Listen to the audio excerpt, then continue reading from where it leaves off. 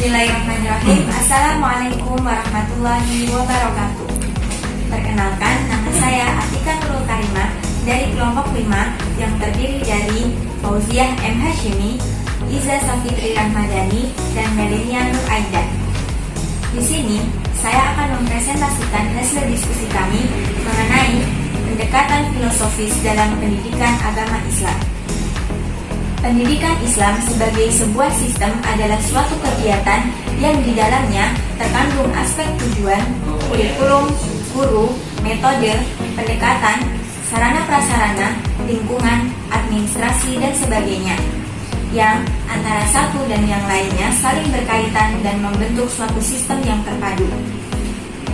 Apa sih pendekatan? Pendekatan merupakan terjemah dari kata approach dalam bahasa Inggris atau disebut juga come near yang artinya menghampiri. Habib Thoha mendefinisikan pendidikan dengan cara pemrosesan subjek atau objek untuk mencapai suatu tujuan. Dengan kata lain, pendidikan adalah cara pandang terhadap suatu objek. Kemudian filosofis.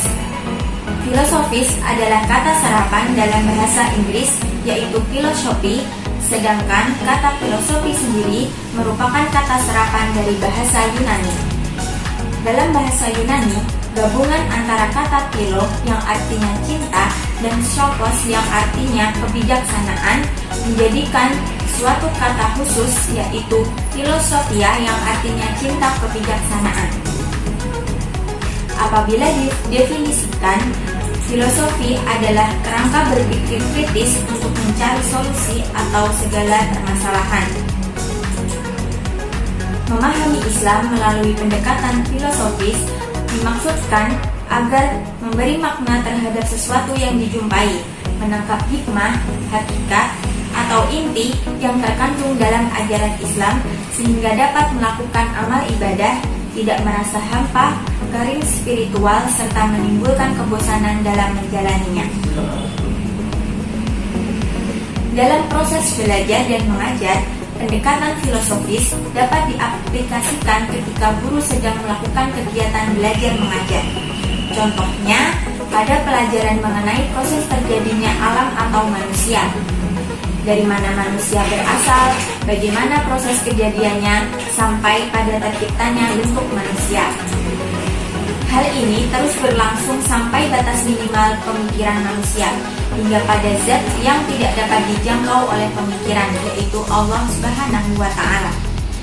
Dalam hal ini, Al-Quran benar-benar memberikan motivasi kepada manusia untuk selalu menggunakan pikirannya secara tepat guna untuk menemukan hakikatnya selaku hamba Allah, khalifah di muka bumi, dan makhluk sosial. Berdasarkan pendekatan filosofis, bagi pendidikan Islam dapat diartikan sebagai suatu studi atau proses tentang kependidikan yang didasari dengan nilai-nilai ajaran Islam menurut konsep filosofis berdasarkan Al-Quran dan As-Sunnah. Pendekatan filosofis dalam pendidikan Islam sendiri, yaitu bahwasanya banyak tokoh besar di bidang filsafat dari Maroko yang saat ini menjadi rujukan beberapa pemikir Islam dalam menentukan metodologi studi Islam yang tepat sekaligus bersentuhan dengan realitas modern, seperti Ahmad Abid Al-Jabiri. Beliau mencetuskan kritik nalar Arab dengan 3 model atau kecenderungan. Yang pertama, epistemologi bayani. Yang kedua, epistemologi irfani, dan yang ketiga, epistemologi burhani. Yang pertama, epistemologi bayani. Epistemologi bayani adalah metode pemikiran khas Arab yang menekankan otoritas teks atau nas secara langsung atau tidak langsung dan dijustifikasi oleh akal kebahasaan yang digali lewat referensi atau istidlal.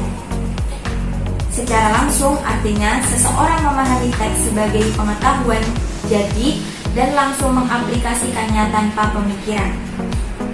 Sedangkan secara tidak langsung artinya memahami teks sebagai pengetahuan yang mentah sehingga perlu ditafsirkan dan dinalar.